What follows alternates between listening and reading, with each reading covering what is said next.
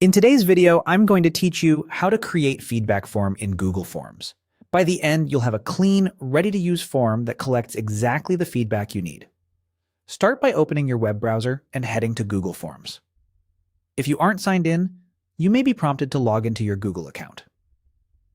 Once you're on the Forms homepage, look for the option to start a new project and choose Blank Form. This opens a fresh, untitled form where we'll build everything from scratch. As the blank form loads, you'll see a Gemini prompt appear. This is Google's built-in assistant that can generate questions for you automatically. It's especially handy if you want a quick starting point without drafting every question yourself. In the prompt field, type a short instruction such as, "Make a simple feedback." Keep it straightforward and focused on what you want. Simple language works best here. The clearer your phrase, the more accurately the assistant can propose a useful set of questions.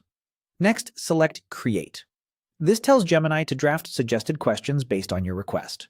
You'll see a quick preview of what it plans to include. If the suggestions look close to what you're after, go ahead and choose Create Form.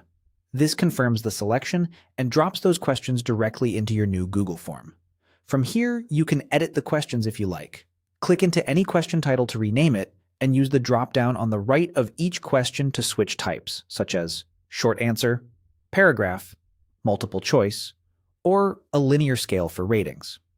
If you want to make sure you don't miss important responses, toggle Required on for key questions like name, email, or overall rating. You can add a brief description beneath a question to clarify what you're asking, and you can reorder questions by dragging them into a more logical flow. Update the form title at the top to something meaningful like Feedback Form, and write a short description explaining who should complete it and why their input matters.